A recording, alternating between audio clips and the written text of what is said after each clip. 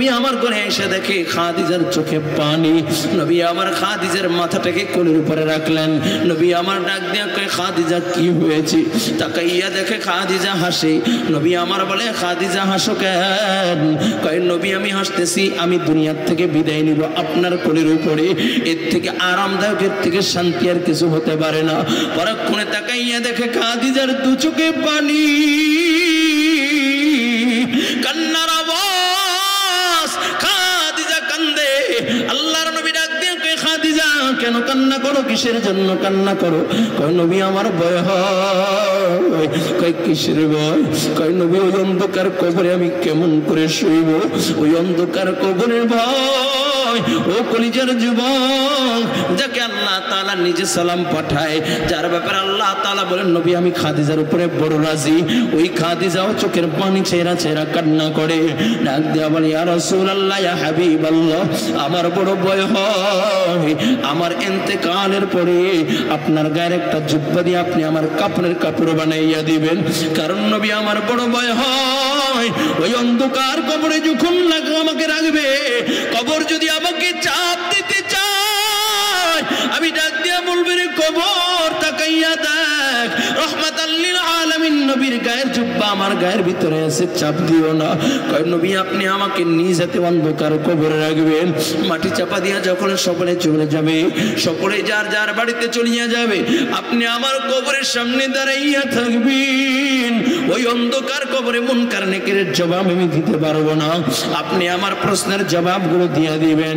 খাদিজা যখন বিদায় নেয়, আল্লাহর বান্দি খাদিজা, আল্লাহর মাহবুব বান্দি যদি এখন দুনিয়ার থেকে বিদায় নেয়, নবী শর্ত অনুযায়ী নিজের গায়ের জুব্বা দিয়া খাদিজাকে কাপড়ের কাপড় বানাইয়া দেয়।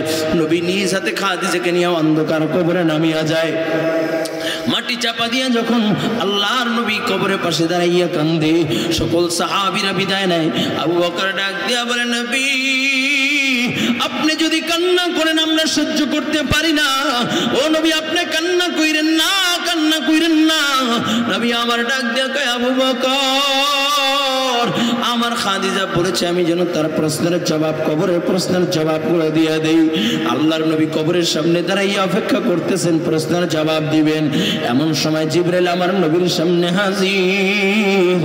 ডাক দিয়া বলে ইয়া রাসূলুল্লাহ, ইয়া হাবিবাল্লাহ, ওগো নবী আল্লাহ পাক রব্বুল আলামিন সালাম জানাইছে আর বলেছে আপনার কবরের পাশে দাঁড়াইয়া থাকার দরকার নাই, স্বয়ং আল্লাহ তাআলা খাদিজার প্রশ্নের জবাব দিয়ে দিয়েছে।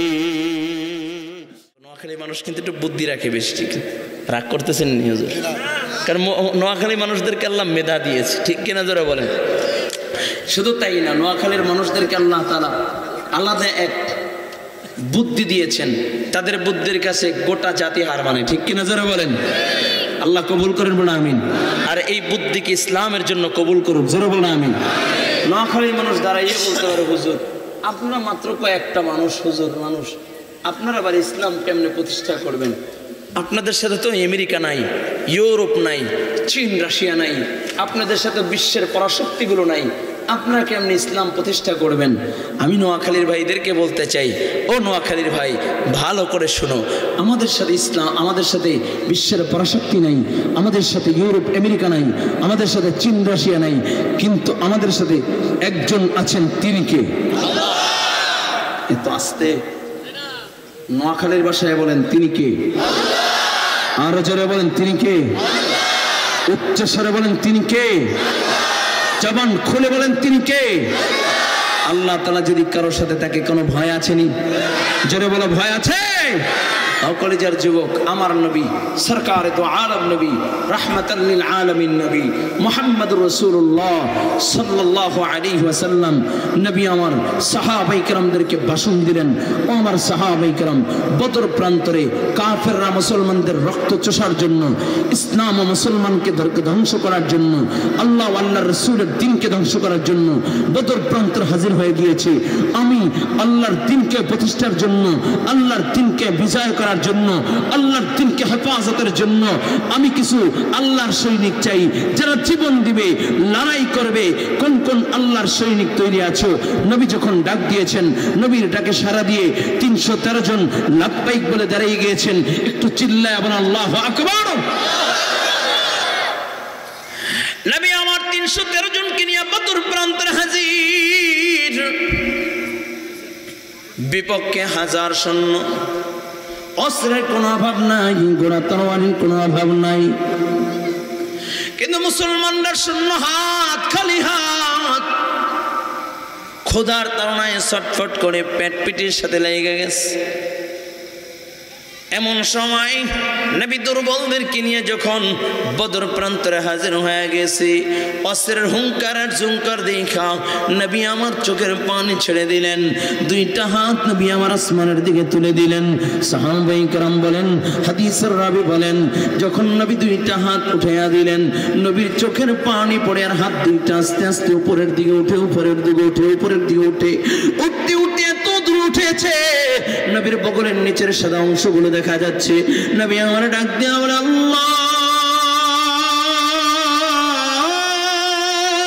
ওগো আল্লাহ, 313 জন আমার সম্বল, এই 313 জন নিয়ে বদর প্রান্তরে হাজির হয়ে গেলাম। আয় আল্লাহ, এই 313 জন যদি শহীদ হয়ে যায়, এই 313 জন যদি শাহাদাত বরণ করে, কাদেরকে নিয়ে দিনের দাওয়াত দিব আল্লাহ? কারা দিনের কথা বলবে? আয় আল্লাহ, আমি তোমার কাছে সাহায্য চাই, সাহায্য চাই, সাহায্য চাই।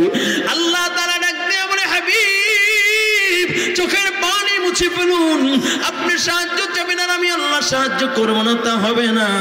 ও বন্ধু, আমি 1000 ফেরেশতা পাঠিয়ে দিলাম জবানে মালাইকা, ওই পাহাড়ের উপরে আল্লাহ তাআলা 1000 ফেরেশতা পাঠাইলেন। আল্লাহর নবী ডাক দিয়ে কয়, আল্লাহ, আর কোনো কি সাহায্য নাই? আল্লাহ তাআলা ডাক দিয়ে বলে, হাবিব, আমি আরো 4000 পাঠাইয়া 5000 বানায় দিলাম। চিৎকার মেরে বলা যাবে কি আল্লাহু আকবার? 5000 ফেরেশতা বদরের প্রান্তরে আল্লাহ তাআলা পাঠা দিলেন, মুসলমানরা বিজয় অর্জন করলেন। আল্লাহ তাআলা বলেন, ডাক দিয়া বলে, হাবিব, বিজয় অর্জন করেছেন, আপনার অনুভূতি কি? বলে, আল্লাহ, বিজয় অর্জন করেছে, আলহামদুলিল্লাহ, বড় খুশি। আল্লাহ ডাক দিয়া কয়, হাবিব, আপনি যখন আমার কাছে সাহায্য চাইলেন, আমি 1000 পাঠাইয়া দিলাম, আবার যখন সাহায্য চাইলেন 4000 পাঠাইয়া 5000 ফেরেশতা বানাইয়া দিলাম। ওগো হাবিব, শুধু আমি আল্লাহ 5000 ফেরেশতা বানাইয়া ক্ষান্ত হই নাই, আমি আল্লাহ স্বয়ং নিজে বদর প্রান্তরে এসে মুসলমানদের পক্ষে আমি আল্লাহ নিজে যুদ্ধ করেছি। চিল্লা করে আল্লাহু আকবার। ও কলিজার যুবক, এর মুমিন, আল্লাহর গোলাম, আল্লাহ তাআলা যার সাথে আছে তার কোনো ভয় আছেনি। আমরাও বলি, আমাদের সাথে ইউরোপ আমেরিকা নাই, আমাদের সাথে চীন রাশিয়া নাই, আমাদের সাথে বিশ্বের পরাশক্তিগুলো নাই, কিন্তু আমাদের সাথে একজন আছেন। তিনি কে? তিনি কে? তিনি কে? শাহাদাত আঙ্গুলটা উঁচু করে জোরে বলো, তিনি কে? আর জোরে সকল যুবক বলো, তিনি কে? ওই আল্লাহ যদি কারোর সাথে থাকে, কোনো ভয় আছেনি? আরো জোরে বলেন, কোনো ভয় আসেনি?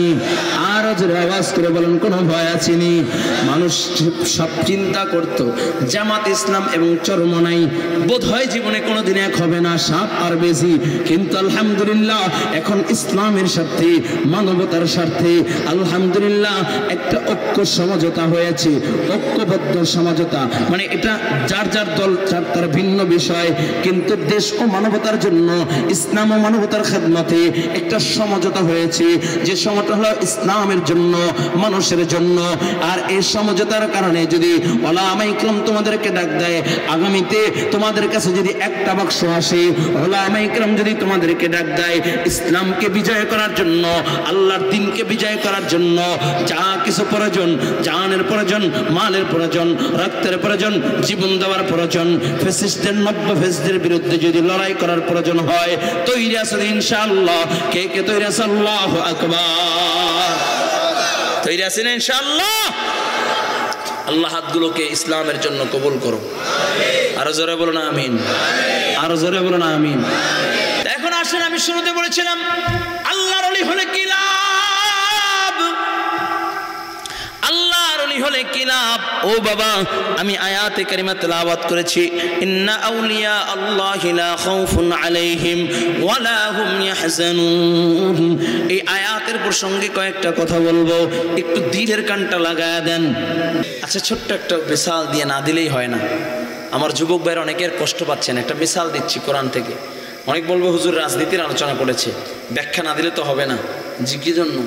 আমি এ পর্যন্ত অনেক বিচার দেখেছি, যেমন কয়েক বছর আগে একটা বিচার সমাধান হয়েছে কি, একটা মহিলা 34 বছর পর্যন্ত জেলে ছিল, 34 বছর পরে জজ রায় দিয়েছেন বেকসুর খালাস, তার কোনো অপরাধ ছিল না। এরকম একটা নিউজ পাইছেন কিনা? কথা কয় না পেয়েছেন? তাহলে একটা অপরাধ, একটা মহিলা অপরাধ করে নাই, 34 বছর জেল খাটছে, স্বামী হারাইছে, সন্তান হারাইছে, ঘর হারাইছে, বাড়ি হারাইছে, তাহলে এর জবাব কে দিবে? কথা বলে না, এর জবাব কে দিবে? ইসলামের বিচার আর ব্রিটিশ রচিত যে আইনের বিচার, দেখেন ব্রিটিশ রচিত আইনের বিচার কি কয়, অপরাধ করেছে, স্বচক্ষে মানুষের সামনে অপরাধ করেছে, অপরাধীর মামলা হয়েছে, মামলা হবে, কোর্টে উঠবে, তারপর ফয়সালা হবে, রায় হলে তারপর তার বিচার করো। তার মানে যদি রায় হইতে 100 বছর লাগে, 100 বছর পর বিচার হবে, 50 বছর লাগলে 50 বছর পর বিচার হবে। এমন অনেক অপরাধী আছে যারা অপরাধ করে উন্মুক্ত ঘুরতেছে, আবার অনেক নিরপরাধ মানুষ আছে যারা জেলখানায় পৌঁছতেছে। ঠিক কিনা যারা বলেন? বছরকে বছর চলে যায়, মাসকে মাস চলে যায়। যেমন কয়েকটা মাস আগে আপনারা দেখেছেন মাগুরাতে এক ছোট শিশুকে ধর্ষণ করে হত্যা করেছে, তার বিচার কিন্তু হয় না। ঠিক কিনা যারা বলেন? তনি নামক একটা মেয়ে আজ থেকে বহু বছর 2013 বা 12 সালে বা 2016 সালে একটা মহিলা, একটা মেয়ে তাকে ধর্ষণ করেছে, হত্যা করেছে, তার বিচার এখন পর্যন্ত হয় নাই। রুনি এবং সাগর বলে সাংবাদিক, তাদেরকে প্রকাশ্যে হত্যা করেছে, তার বিচার হয় নাই, এখন পর্যন্ত রায় আসে নাই। তারা মানে ব্রিটিশ রচিত আইনের ভিতরে সমাধান পাওয়া যায় না। আর আল্লাহর কোরআন কি বলেন? আল্লাহর কোরআন বলেন অপরাধ করেছে জোহরের সময়, আসরের সময় অপরাধী দোষী সাব্যস্ত হয়েছে, মাগরিবের আগে যেইভাবে সে হত্যা করেছে, যেইভাবে সে কতল করেছে, তাকে সেইভাবে জনসম্মুখে বাইতুল মুকাররমের সামনে তাকে হত্যা করে দাও। এটাই হলো কোরআনের আইন। ঠিক কিনা যারা বলেন? চোর চুরি করেছে, দোষী সাব্যস্ত হয়েছে, আল্লাহর কোরআন খোলে প্রকাশ্যে জনসম্মুখে নোয়াখালীর জাসকোট বা নোয়াখালীর মেইন যে সেন্টার আছে ওখানে হাজির করো, হাজির করিয়া আল্লাহর কোরআন বলেন আস-সারিকু ওয়াস-সারিকাতু ফাকতু আইদিয়াহুমা, চোর নারী হোক আর পুরুষ হোক তার হাত কেটে দাও। কার আইন? জোরে বলেন। আচ্ছা, এমন যদি একটা বিচার হতো, কোনো দর্শনকারী দর্শন করার সুযোগ পেত না। ঠিক কিনা যারা বলেন? কোন চোর আর চুরি করার সুযোগ পেত না। ঠিক কিনা যারা বলেন? বড় আশ্চর্য হয়ে যায়। গতকালকে দেখলাম সুপারি চুরি করছে, গাছের সুপারি চিনেন? সুপারি চুরি করছে, এই জন্য মাথার এপাশ দিয়ে এপাশে নাড়ি করে দিয়েছে, দুই পাশ দা এরকম চুলকাইটা পিটাইছে, তো পিটাইছে গলার ভিতরে জুতার মালা দিয়া, আর ওই সুপারির ছড়াটা দিয়া গলার ভিতরে ঝুলাইয়া এলাকার মানুষের সামনে হাঁটাইতেছে, আর লাঞ্ছিত, অপদস্থিত, অপমানিত করেছে। আমি বলতে চাই, সুপারির দাম কত? সর্বোচ্চ 200 টাকা, 150 টাকা, 100 টাকা হবে। এই জন্য যদি এত বিচার হয়, তাহলে আমার দেশের টাকা কলমের খোসা দিয়া পাচার করতেছে, আমার দেশের লক্ষ লক্ষ টাকা, আমার দেশের হাজার হাজার কোটি টাকা বিদেশে পাচার করতেছে, তাদের কেন বিচার হয় না? ঠিক কিনা যারা বলেন? আর তারাই আল্লাহর কোরআনের আইন চায় না। যারা দুর্নীতিবাজ, চাঁদাবাজি, চাঁদাবাজি করে, তারা কোরআনের আইন চায় না। কারণ কোরআনের আইন যখন বাস্তবায়ন হবে, জজ যদি চুরি করে জজের হাত কাটা হবে, এমপি যদি চুরি করে এমপির হাত কাটা হবে, সন্ত্রাসী যা তার বিচার করা হবে, সেটা যদি এমপির ভাই হয়, এমপির ছেলে হয়, যদি সন্ত্রাস হয় তার বিচার হবে আল্লাহর কোরআন দিয়ে। ঠিক কিনা যারা বলেন? ধর্ষণ করলে প্রকাশ্যে তাকে সঙ্গে সার করে হত্যা করা হবে, এই জন্য তারা কোরআনের আইন চায় না। ঠিক কিনা যারা বলেন? এখন আপনারা বলেন কোরআনের আইন দরকার আছে কি নাই? আরো যারা বলেন আছে কি নাই? এমন খনি, টেন্ডারবাজি, চাঁদাবাজি, সন্ত্রাস, টেন্ডারবাজি, চাঁদাবাজি, সন্ত্রাস, লম্পট, লুচ্চা, বদমাইশের বিরুদ্ধে আল্লাহর কোরআনের আইন দরকার আছে কি নাই? আল্লাহ কবুল করেন বলেন আমিন। এই কথা বললে অনেকের গায়ে আবার অ্যালার্জি শুরু হয়ে যাবে যে হুজুর রাজনীতি শুরু করছে। আচ্ছা, এই কথাগুলো না বললে বলবো কোথায়?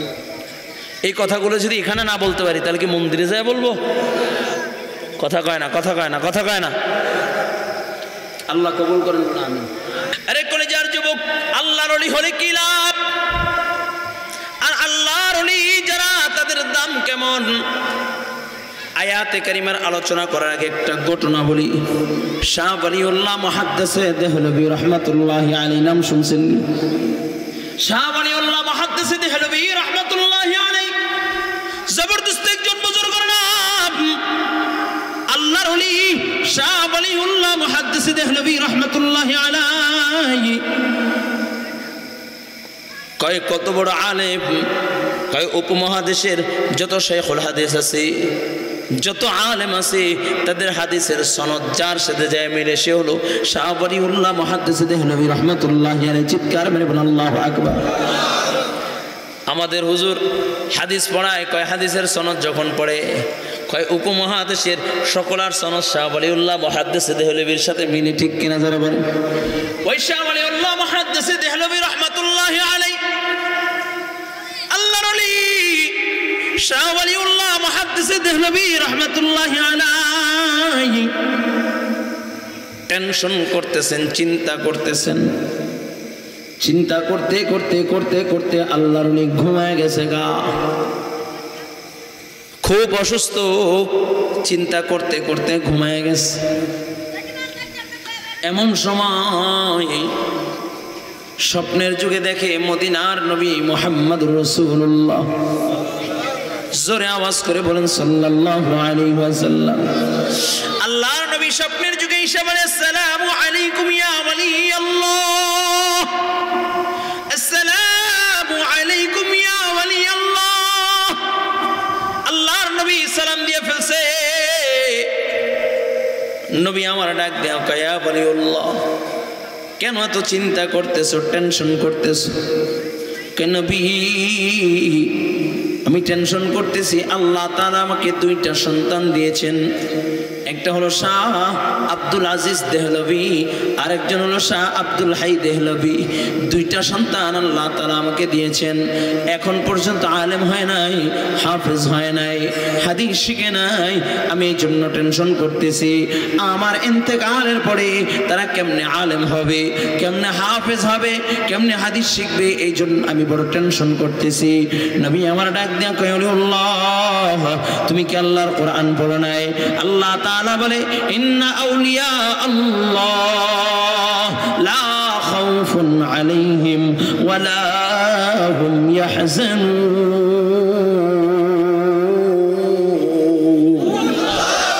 আল্লাহ, তুমি কি আল্লাহর কোরআন পড়ো নাই? আল্লাহ তাআলা বলেন নিশ্চয়ই যারা আল্লাহর ওলি, সুবহানাল্লাহ কোন আল্লাহ বলে নিশ্চয়ই যারা আল্লাহর ওলি তাদের কোনো ভয়ও নাই, চিন্তাও নাই। মুফাসসিরিন ইকরামগণ ব্যাখ্যা দেন, কয় ভয় হইল পরকালের জগতের জন্য, আর চিন্তা হইল ইহকালের জন্য। তার মানে দুনিয়া নিয়ে তাদের কোনো চিন্তা নাই, সন্তান নিয়ে তাদের কোনো চিন্তা নাই, স্ত্রী নিয়ে তাদের কোনো চিন্তা নাই। ঘর থাকবে, সংসার থাকবে, স্ত্রী থাকবে, সন্তান থাকবে, তা নিয়ে তাদের কোনো চিন্তা নাই। আর ভয় হইল পরকালের জন্য। কয় কেমন ভয় নিয়ে হুজুর চিন্তা নাই? তার মানে আমরা তাকাইয়া দেখি অনেক আল্লাহর ওলি জাহান্নামের ভয়ে কান্দে, আবু বকর জাহান্নামের ভয়ে কান্দে, ওমর জাহান্নামের ভয়ে কান্দে, ওসমান কবরের পাশ দিয়ে হাঁটলে কান্দে। লোকেরা বলে ওসমান কেন কান্না করো, কিসের জন্য কান্না করো? ওসমান ডাক দিয়া কয় এই হলো অন্ধকার কবর, এই কবর হলো প্রথম ঘাটি। যদি কোনো আল্লাহর বান্দা কবরের ঘাটিতে মাপ পাওয়া যায়, সে সবগুলো ঘাটিতে মাপ পাওয়া যাবে। আর কবরে যদি কেউ ধরা খাওয়া যায়, সবগুলো ঘাটিতে ধরা খাওয়া যাবে। তাহলে হুজুর ইতিহাস বেড়ে দেখলাম ওসমান কবরের সামনে দাঁড়াইলে কান্দে, আবু বকর জান্নাতুল বাকির কিনারায় দাঁড়াইয়ে কান্দে, ওমর কান্না করতে করতে চোখের নিচে গাও করে ফেলছে। আর আপনি বলেন পরকালের কোনো ভয় থাকবে না? ও কলিজার যুবক ভালো করে বুঝো, এমনকি আমার নবীও কিন্তু পরকালের জন্য কান্না করেছেন। নবী আমার উম্মতের ভয়ে কান্না করেছেন, না জানি উম্মতকে জাহান্নামে গ্রাস করিয়া না নেয়। ও কলিজার যুবক, তাহলে আল্লাহ তাআলা বলেন লা খাউফুন, কোনো ভয় নাই, ভয় নাই। তাহলে ব্যাখ্যা কি? মুফাসসিরিন ইকরাম বলেন কয় ভয় থাকবে কিন্তু ভয়ের বাস্তবায়ন ঘটবে না। কবরের জগতের ভয় থাকবে, মিজানের ভয় থাকবে, ফুলসিরাতের ভয় থাকবে, ময়দানে মাহশরের ভয় থাকবে, জাহান্নামের ভয় কানবে, কিন্তু ভয়ে বাস্তবায়ন হবে না।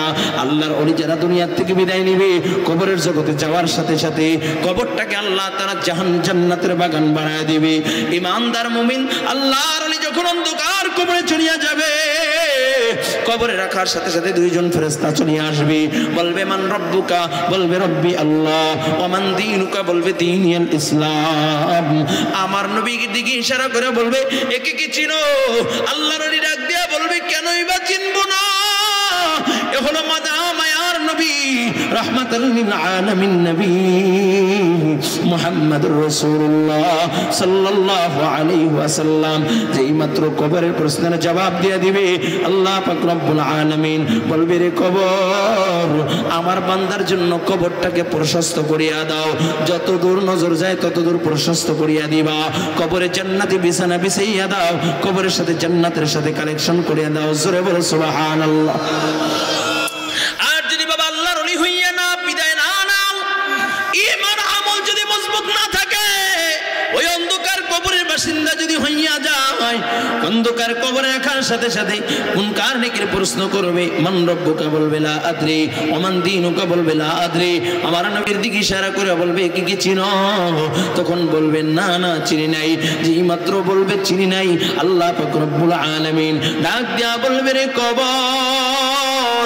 এমন জোরে চাপ লাগাইয়া দাও ডান পাশের হাড্ডিগুলো বাম পাশে চলিয়া যাবে বাম পাশের হাড্ডিগুলো ডান পাশে চলিয়া যাবে কারো বা কবরে দাও দাও দাও দাও করে আগুন জ্বলিয়ে উঠবে কারো বা কবরে 99টা সাপ চলিয়ে আসবে ও কলেজের যুবক এখনো সময় আছে বাবা একটু দিলের কানটা লাগা দাও ওই অন্ধকার কবর বড় ভয়ঙ্কর কবর কেমনে বুঝাইলে বুঝবেন রে বাবা আমার নবীর সবচেয়ে প্রিয় ছিল আম্মাজান খাদিজাতুল কুবরা রাদিয়াল্লাহু তাআলা আনহা নবীর সবচেয়ে বড় বড় প্রিয় এবং বড় আপনজন যেই সময় আমার নবীর কষ্টের জীবন চলতেছে যেই সময় আমার নবীর খুব কষ্টের জীবন নবীর পাশে কেউ নাই तमाम মক্কাবাসী আমার নবীর দুশমন ওই সময় আম্মাজান খাদিজাতুল কুবরা রাদিয়াল্লাহু তাআলা আনহা আমার নবীর কাছে আমার নবীর সেবা দেয় কয় কেমন জানোনি আমার নবীর জন্য কেমন পাগল ছিল আমার নবীর প্রতি কেমন মহব্বত ছিল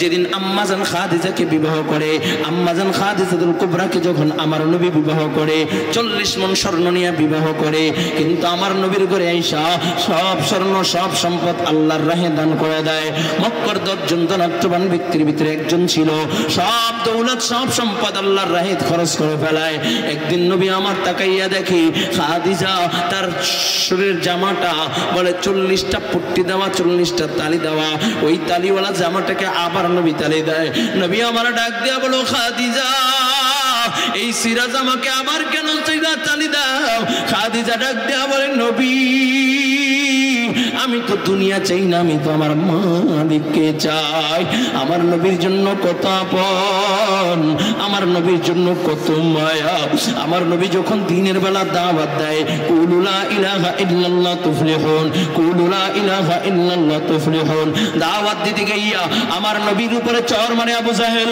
আমার নবীকে আঘাত করে যখন নবী আমার ক্লান্ত শরীর নিয়ে রাত্রিবেলা ঘরের দরজার সামনে দাঁড়ায় আর ডাক দেয়া বলে খাদিজা দরজা খোলো সাথে সাথে আম্মাজান দরজা খুলিয়া দেয় আর ডাক দেয়া নবী আমার ডাক দেয়া কয় খাদিজা তুমি কি ঘুমাও না খাদিজা বলে নবী কেমন করে ঘুমাই ওই নবী আজকে যদি আপনার মা থাকতো ঘুমাইতে পারতো না এর নবী আপনার মা নাই বাবা নাই আপনি দিনভর মানুষের দ্বারে দ্বারে দিনের দাওয়াত দেন কালিমার দাওয়াত দেন ও নবী আমি যদি আপনারকে বাহিরে রেখে ঘুমায়া যাই আর আপনি যদি আমার ঘরের দরজার সামনে আইসা খাদিজা খাদিজা খাদিজা বলে ডাক দেন আমার আল্লাহ নারাজ হয়ে যাবে নবী আপনি যখন দ্বীনের দাওয়াত দিতে যান আমি দরজার সাথে হেলান দিয়ে থাকি কোন সময় রাহমাতুল লিল আলামিন আসবে রাহমাতুল লিল আলামিনের বড় কষ্ট হয় ও কলিজার যুবক ভালো করে বুঝো আমার নবী যখন গারে হেরার ভিতরে ছিল 3 বছর নবী আমার গারে হেরার ভিতরে ধ্যান করতেছিলেন এই 3টা বছর নবীর বড় কষ্টের জীবন ওই জঙ্গলের ভিতরে গারে হেরার ভিতরে 1000 মাইল লম্বা বলে 1000 ফিট উঁচা পাহাড় 1.5 কিলোমিটার লম্বা পাহাড় ওই লম্বা পাহাড়ে আল্লাহর নবী সাল্লাল্লাহু আলাইহি ওয়াসাল্লাম ধ্যান করতেন আর আম্মাজান খাদিজাতুল কুবরা রাদিয়াল্লাহু তাআলা আনহা আমার নবীর জন্য নাস্তা নিয়ে যাইতেন খানা নিয়ে যাইতেন এখনো হাজিব সাহেবদের জন্য রাস্তা করে দেওয়া হয়েছে উঠতে বড় কষ্ট হয় বারবার বিশ্রাম নেওয়া লাগে পানি পান করা লাগে কিন্তু এই আঁকা বাঁকা পথ বলে রাস্তা নাই ওই পাহাড়ি অঞ্চল পানি দিয়া আমার নবীর জন্য খানা নিয়ে যাইত নবীর বড় নবীর জন্য খানা পৌঁছায়া দিত আল্লাহ তাআলা নবীকে ডাক দেয়া কয় নবী আপনার বিবি খাদিজা আপনাকে এত ভালোবাসি ও নবী আপনি শোনায়া দেন আমি আল্লাহ খাজিনার উপরে রাজি হয়ে গেলাম তরফ থেকে খাদিজার প্রতি সালাম একটু চিল্লায় আল্লাহু আকবার ও কলিজার যুবক ওই খাদিজাতুল কুবরা রাদিয়াল্লাহু তাআলা আনহা আমার নবীর হাতে হাত দিয়ে সর্বপ্রথম ইসলাম গ্রহণ করেছেন কালিমা পড়েছেন ওই খাদিজা মৃত্যুর আগ মুহূর্তে বিছনায় পড়ে গেলেন অসুস্থ হঠাৎ করে আম্মাজান খাদিজাতুল কুবরা রাদিয়াল্লাহু তাআলা আনহা যখন অসুস্থ হয়ে বিছনায় পড়ে যায় আমার নবীর কলিজার টুকরা নয়নের মণি ফাতেমা একটা দৌড় দিয়া বলে আব্বা জান মা যেন কেমন করতেছে নবী আমার ঘরে এসে দেখে খাদিজার চোখে পানি নবী আমার খাদিজার মাথাটাকে কোলের উপরে রাখলেন নবী আমার ডাক দিয়া কয় খাদিজা কি হয়েছে তাকাইয়া দেখে খাদিজা হাসে নবী আমার বলে খাদিজা হাসো কেন কয় নবী আমি হাসতেছি আমি দুনিয়ার থেকে বিদায় নিব আপনার কোলের উপরে এর থেকে আরামদায়ক এর থেকে শান্তি আর কিছু হতে পারে না পরক্ষণে তাকাইয়া দেখে খাদিজার দু চোখে পানি কান্নার আওয়াজ খাদিজা কান্দে আল্লাহর নবী ডাক দিয়ে কয় খাদিজা কেন কান্না করো কিসের জন্য কান্না করো কয় নবী আমার ভয় হয় কয় কিসের ভয় কয় নবী ওই অন্ধকার কবরে আমি কেমন করে শুইব ওই অন্ধকার কবরের ভয় ও কলিজার যুবক যাকে আল্লাহ তাআলা নিজে সালাম পাঠায় যার ব্যাপারে আল্লাহ তাআলা বলেন নবী আমি খাদিজার উপরে বড় রাজি ওই খাদিজাও চোখের পানি ছেঁড়া কান্না করে ডাক দেয়া বলে ইয়া রাসূলুল্লাহ ইয়া হাবিবাল্লাহ আমার বড় ভয় হয় আমার ইন্তেকালের পরে আপনার গায়ের একটা জুব্বা দিয়ে আপনি আমার কাপড়ের কাপড় বানাইয়া দিবেন কারণ নবী আমার বড় ভয় হয় ওই অন্ধকার কবরে যখন আমাকে রাখবে কবর যদি আমাকে চাপ দিতে চায় আমি ডাক দিয়া বলবো রে কবর তাকাইয়া দেখ রহমাতাল লিল আলামিন নবীর গায়ের জুব্বা আমার গায়ের ভিতরে আছে চাপ দিও না কয় নবী আপনি আমাকে নিজ হাতে অন্ধকার কবরে রাখবেন মাটি চাপা দিয়া যখন সকলে চলে যাবে সকলে যার যার বাড়িতে চলিয়া যাবে আপনি আমার কবরের সামনে দাঁড়াইয়া থাকবেন ওই অন্ধকার কবরে মুনকার নেকিরের জবাব আমি দিতে পারবো না আপনি আমার প্রশ্নের জবাবগুলো দিয়ে দিবেন খাদিজা যখন বিদায় নেয় আল্লাহর বান্দি খাদিজা আল্লাহর মাহবুব বান্দি যদি এখন দুনিয়া থেকে বিদায় নেয় নবী শর্ত অনুযায়ী নিজের গায়ের জুব্বা দিয়া খাদিজাকে কাপড়ের কাপড় বানাইয়া দেয় নবী নিজ হাতে খাদিজাকে নিয়ে অন্ধকার কবরে নামিয়া যায় মাটি চাপা দিয়া যখন আল্লাহর নবী কবরের পাশে দাঁড়াইয়া কান্দে সকল সাহাবীরা বিদায় নেয় আবু বকর ডাক দিয়া বলে নবী আপনি যদি কান্না করেন আমরা সহ্য করতে পারি না ও নবী আপনি কান্না কইরেন না নবী আমার ডাক দিয়া কয় আবু বকর আমার খাদিজা বলেছে আমি যেন তার প্রশ্নের জবাব কবরের প্রশ্নের জবাবগুলো দিয়ে দেই আল্লাহর নবী কবরের সামনে দাঁড়াইয়া অপেক্ষা করতেছেন প্রশ্নের জবাব দিবেন এমন সময় জিবরাইল আমার নবীর সামনে হাজির ডাক দিয়া বলে ইয়া রাসূলুল্লাহ ইয়া হাবিবাল্লাহ ওগো নবী আল্লাহ পাক রব্বুল আলামিন সালাম জানাইছে আর বলেছে আপনার কবরের পাশে দাঁড়াইয়া থাকার দরকার নাই স্বয়ং আল্লাহ তাআলা খাদিজার প্রশ্নের জবাব দিয়ে দিয়েছে ও কলিজার যুবক ওই অন্ধকার কবরের জন্য যদি আমার নবীর বিবি আম্মাজান খাদিজা যদি কান্না করে তাহলে তোমার আমার কান্না করার দরকার আছে কি নাই অনেক যুবক কয় হুজুর যা দেখি না বিশ্বাস করি না ও যুবক মোবাইলের ভিতরে বাংলা কোরআনুল কারীম ডাউনলোড দাও আল্লাহর কোরআনটি একটু হাতে নাও আল্লাহর কোরআনের ভিতরে আল্লাহ তাআলা বলেন ওয়াইলুল লিকুল্লি হুমাযাতিল লুমাযা আল্লাযী জামআ মালাহু ওয়া আদ্দাদা ইয়াহসাবু আন্না মালাহু আখলাদা ও কলিজার যুবক বাংলা কোরআন ডাউনলোড দাও মোবাইলের ভিতরে বিভিন্ন অ্যাপস আছে ইউটিউব আছে ইন্টারনেট আছে ফেসবুক আছে মোবাইলের ভিতরে গান বাজনা দেখো একটু আল্লাহর কোরআনটা হাতের ভিতরে নিয়া আজকে ঘরে যাইয়া দেখবা আল্লাহ তাআলা বলেন ইদা যুলজিলাতিল আরদু জিলজালাহা ওয়া আখরাজাতিল আরদু আসফালাহা ওয়া ক্বালাল ইনসানু মা লাহা ও কলেজের যুবক বাংলা কোরআন ডাউনলোড দাও আল্লাহ বলে ইয়া আইয়ুহান নাস ইত্তাকু রাব্বাকুম ইন্না যালজালাতাস সাআতি শাইউন আযীম ইয়াওমা তারাউনাহা তাযহালু কুল্লু মুরদিআতিন আম্মা আরদাআত ওয়া তাদাউ কুল্লু যাতি হামলিন হামলাহা ওয়া তারান নাস সুকারা ওয়া মা হুম বিসুকারা ওয়ালাকিন আযাবাল্লাহি শাদীদ।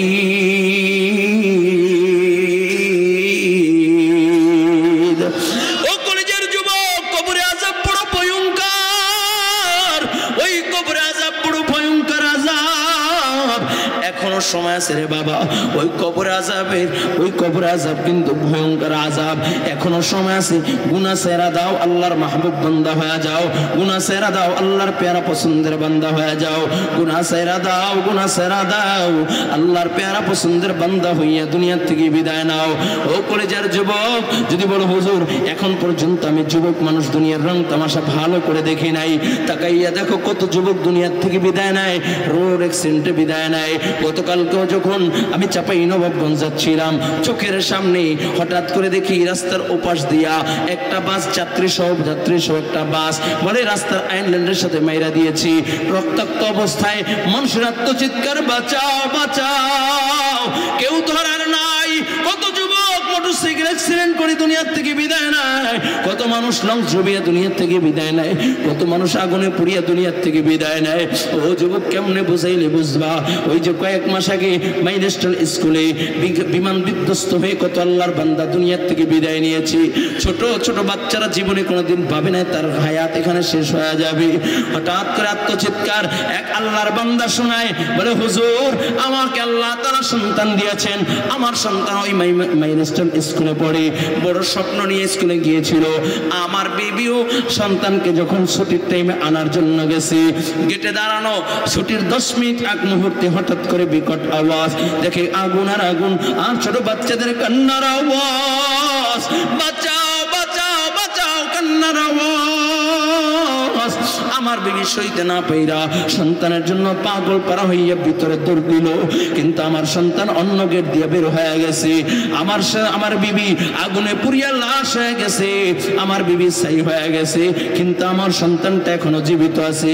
আমি অফিস শেষ করে যখন বাসায় যাই, তাকাইয়া দেখি আমার সন্তানটা কি যেন চিন্তা করে, বারবার ঘরের এদিকে তাকায়। আমি যদি ডাক দিয়া বলি বাবা কি হয়েছে, এমন সময় চোখের পানি চাইরা ডাক দিয়া বলে বাবা, মা কোথায়, মা কোথায়? ও কলিজার যুবক, ওই অন্ধকার কবরে যাওয়া লাগবে, কে কখন দুনিয়ার থেকে বিদায় নিব জানা নাই। আজকে আমাদের মাঝে আসার কথা আল্লামা নুরুল হুদা ফয়েজি রহমাতুল্লাহি আলাইহি অন্ধকার কবরের বাসিন্দা হয়ে গেছে গা। আজকে আমি কথা বলতেছি, হয়তো আগামী কালকে আমার জন্য অন্ধকার কবর বরাদ্দ হয়ে যাবে। যেই মাইকে কথা বলতেছি এমনই একটা মাইকে ঘোষণা হইতে পারে, এ দুনিয়ার মানুষ ইমরান হোসেন মুজাহিদি নাই।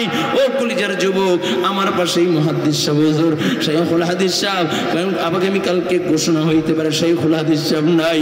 ও কলিজার যুবক, আমার পাশে বড় আলোচক, অনেক বড় বক্তা, সুন্দর সুন্দর সুলিতের কণ্ঠে আলোচনা করেন, হয়তো বা ঘোষণা হইতে পারে মুফতি বিলায়েত হোসেন আরিফি আর দুনিয়া নাই। ও কলিজার যুবক, হাতে দড়ি পায়ে দড়ি রে যুবক, এখনো সময় আছে, একটু চোখের পানি সেরা সেরা কান্না করো। নবী আমার ডাক দিয়া বলে, হুররিমাতিন নার আলা মান বাকাত মিন খাশিয়াতিল্লাহ। নবী আমার বলে, যে চক্ষু জাহান্নামের ভয় কান্দা দেয়, আল্লাহ তাআলা তার জন্য জাহান্নামের আগুন হারাম করিয়া দেয়। কোন যুবক যদি বলে হুজুর আপনি আমার পায়ে ধরলে আমি আর গুনাহ করব না, আল্লাহর কসম আমি তোর পায়ে হাত দিতে রাজি। কোন যদি যুবক বলে হুজুর না এভাবে বললে হবে না, আমি স্টেজে আসবো, আপনি আমার পায়ে ধরবেন, বাবা আমি তোর পায়ে হাত দিতে রাজি, তারপর গুনাহ সারো গুনাহ সারো গুনাহ সারো। আল্লাহ পাক রব্বুল আলামিনের গোলামি কইরা দুনিয়া থেকে বিদায় নাও। আজকে যেহেতু আল্লাহ নিয়ে আসেন, আজ থেকে একটু নিয়ত করবা, আর কোনোদিন গুনাহ করবা না, বেপরদায় চলবা না, মা বাবাকে কষ্ট দিবা না, মা বাবার বিরুদ্ধাচরণ করবা না। ও কলেজের যুবক, যার মা আছে সে বুঝে না, যার মা নাই, যে মা বলিয়া ডাক দিতে পারবে না, বাবা বলিয়া ডাক দিতে পারবে না, তার মতো হতভাগা কপাল পড়ে এই ময়দানে আর কেউ নাই, ঠিক কিনা জোরে বলো। ও কলেজের যুবক, মা যে কত আপন, বাবা যে কত আপন বুঝাইয়া শেষ করা যায় না রে বাবা। যার এই জমিনে মা নাই সে বোঝে মায়ের ব্যথা, যার এই জমিনে বাবা নাই সে বোঝে বাবার ব্যথা। আজকে যত আল্লাহ নিয়ে আসেন, আর কোনোদিন বাবাকে কষ্ট দিবা না, মাকে কষ্ট দিবা না, নামাজ ছাড়বা না, পেপার দেয় চলবা না। যদি বলো হুজুর আমি যুবক মানুষ, নামাজ পড়ার সময় পাই না, তাকাইয়া দেখো কত যুবক নামাজ ছাড়ে না, তুমি কেন পারবে না? কপাল বুঝি পুড়িয়া গেছে। যদি বলো হুজুর আমি যুবক মানুষ, পড়াশোনা করি, ছাত্র মানুষ, তাকাইয়া দেখো কত ছাত্র কলেজে পড়ে, ভার্সিটিতে পড়ে, মাথায় টুপি পাগড়ি জুব্বা পড়া, নামাজ ছাড়ে না, তুমি কেন পারবা না? কপাল বুঝি পুড়িয়া গেছে, কপাল বুঝি পুড়িয়া গেছে। ও আমার মুরব্বী বাবা, ও আমার রিকশাওয়ালা ভাই, ও আমার ব্যবসাওয়ালা ভাই, তুমি যদি বলো ব্যবসা করি আমি নামাজ পড়ার সময় পাই না, তাকাইয়া দেখো কত ব্যবসাওয়ালা ভাই নামাজ ছাড়ে না, তুমি কেন পারবা না? ও রিকশাওয়ালা ভাই, তুমি যদি বলো আমি রিকশা চালাই নামাজ পড়ার সময় পাই না, তাকাইয়া দেখো কত রিকশাওয়ালা ভাই নামাজ ছাড়ে না, তুমি কেন পারবা না? কপাল বুঝি পুড়িয়া গেল, কপাল বুঝি পুড়িয়া গেল। এখনো সময় আছে, তওবা করো, তওবা করো, আমার মালিককে একটু ডাক দাও। তওবা করতে যদি মনে চায়, মনে চায় আজকে আল্লাহর ওলি থাকলে আল্লাহর ওলির হাতে হাত দিয়ে তওবা করতাম। যেহেতু আল্লাহর ওলি নাই, আমি তওবার নিয়তে দুইটা হাত তুলিয়ে দিব। তোমাদেরও যদি তওবা করতে মনে চায়, দুইটা হাত আমার আল্লাহকে দেখাইয়া দাও। একটু ডাক দেয়া বলো আল্লাহ, আরো জোরে আওয়াজ করে ডাক দেয়া বলো আল্লাহ, আরো জোরে চোখে পানি নিয়ে একটা ডাক দাও আল্লাহ। গুনাহ করেছি, গুনাহ করেছি, আর গুনাহ করব না, করব না, করব না। বলো বলো বলো আল্লাহ, গুনাহ করেছি, আর গুনাহ করব না, করব না, করব না। বেপরদায় চলবো না, মা বাবাকে কষ্ট দিব না, নামাজ ছাড়বো না, দেশ ও জাতির ক্ষতি করব না। আল্লাহ তুমি কবুল করে নাও, আল্লাহ তুমি কবুল